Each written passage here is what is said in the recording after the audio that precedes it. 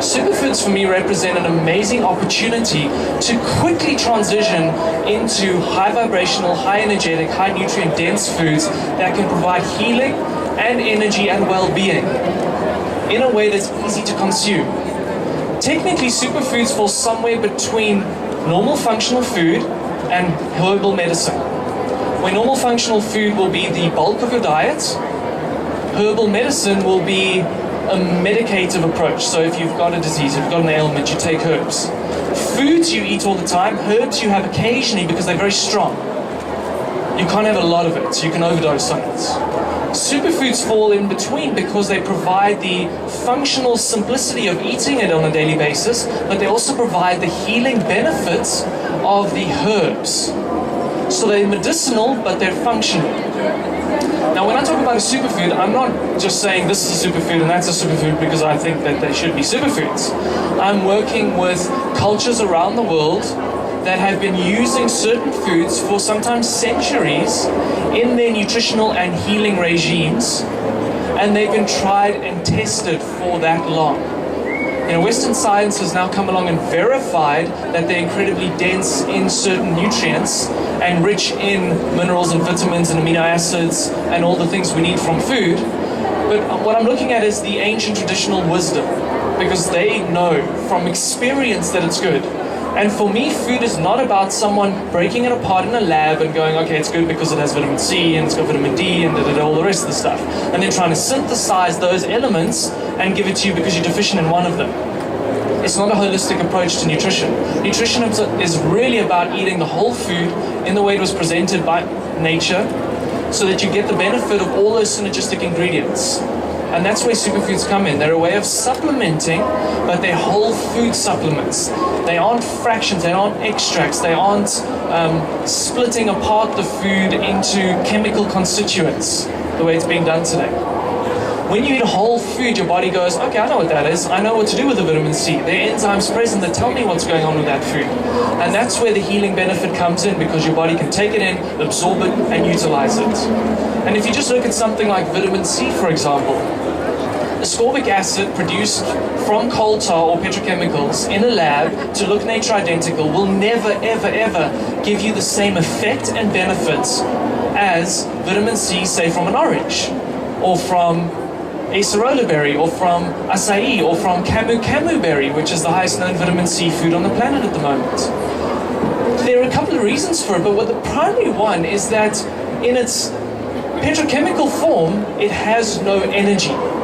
It has no radiance, it has no signature, it has no DNA. There's no information there. It can't tell your body what to do with it. So its effect is limited, it's hamstring. When we take in the whole food form, there's information present, there's energy present. When I talk about energy, I'm talking physically measurable, viewable energy. You can do a biophoton analysis of a superfood or vitamin C from a superfood compared to a biophoton analysis of ascorbic acid. Ascorbic acid will have 0 biophoton coming off of it, whereas camu will have a huge amount coming off of it. What is biophoton? It's living light energy. It's a form of light wave particle that can be measured with very sensitive devices. So we now know that at the base of nutrition, we're not actually even looking at vitamins, minerals, or the macronutrients. We're looking at light. That's what we're eating for. And superfoods are incredibly rich in this light energy. You can also take a Kirlian photograph of food and compare it to a Kirlian photograph of a nutrient, a chemical nutrient, and the nutrient will be a black hole, there'll be no radiance, and the Kirlian of the superfood will be brilliant with colors all around it. So it's clearly showing us that the body needs this light, it needs the color, because this is what feeds us. Our cells are electrical batteries, has a positive and a negative charge. You're eating for that electricity. When you don't get that electricity in, your body can't be electrically charged. You don't have the energy. It makes sense. And quantum physics is now saying absolutely at the basis of all reality, at the basis of physicality, we have this energy. And food is no different. So when we're talking about superfoods, we're talking about high vibrational, highly energetic foods. Okay. When you take them in, you feel that. Question at the back. have a question, and it's something I've always wanted to ask you. If you look at your goji berries and you have a look at the cacao and you talk about these superfoods, why is it that they're dried? I mean, you know, you look at it and it's a dried up little berry and you think to yourself, well, how healthy can that be? Should I rather not be having a grape? Yes. Absolutely. I mean, it's a good question. The reason they're dried is because they're sourced from cultures around the world. They do have to import it, and they don't ship fresh. I've just been to China and actually seen the goji plantations a couple of weeks ago. And even in China, you don't get fresh gojis because they dry so quickly because of the low humidity and the high altitude. So gojis are a food that's traditionally consumed dry. The Curlian photographs that are taken of the superfoods are actually taken of the dry berries or the powders. So the radiance is of that final product.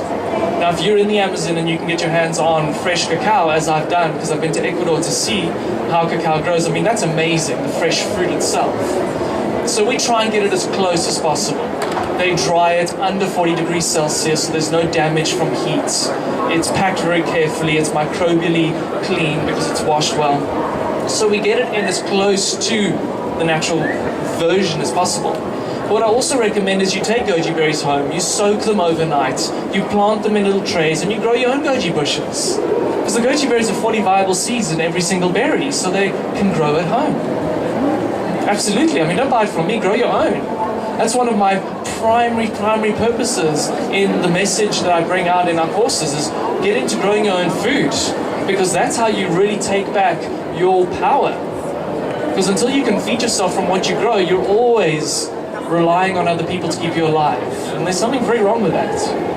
Another question. Please will you tell my son over there with the striped shirts on how good goji berries are? Okay. So let me get into some of the particular benefits of the superfoods. And these are benefits that have been used, say, in Chinese medicine. They've been talking about them for centuries. The goji berry has nearly 5,000 years of history as a medicinal food. It's the number one botanical medicinal in Chinese medicine next to ginseng. It's been used primarily to rebalance the body to have more energy. It's called a Jing herb, which means that it stimulates your core life essence or energy. So if you're feeling lethargic, you're feeling tired, you're feeling run down, you're feeling like you've had a knock in life and you need to get your vigor back, that's what goji berries are good for. They stimulate that growth. And there's a reason for that. They have what is called a secrelog to human growth hormone. They stimulate the production of human growth hormone in human beings, which is incredibly powerful. And it's the only food currently known that does that. And that's really where its magic lies. You know, yes, it's got vitamin C in it. Yes, it's very high in antioxidants. Yes, it's really good as a digestive aid. But we really want it for its youthening ability. Okay. And it tastes nice very easily. Let's talk about some of the other superfoods then. That's the goji berry. Then we've got raw cacao. And for me, raw cacao represents something that's been missing in the vegetarian, vegan movements and raw food movements for some time. It represents an incredible opportunity for fun, lightness, and enjoyment. Everyone likes chocolate, but they all feel it's some kind of guilty treat. And what has been found now and scientifically verified in a number of research studies, which I all have, is that cacao is one of the most nutritionally dense, most powerful, and most healing foods known to us. It has incredible ability to rebalance your brain chemistry. It has anandamide and PEA, which are known bliss chemicals that are abundant in the brains of children, but as we age, they drop off. So we need to get those up again, and cacao can do that. And you'll know when you've felt down, what do you go for? You go for the chocolate bar. But chocolate bars have been processed to such a degree that there's almost no benefit in them anymore. And when there's an addition of sugar and dairy, there's no goodness whatsoever. It's now toxic sludge. So the greatest superfood on the planet has been converted into toxic sludge, which is quite an abomination.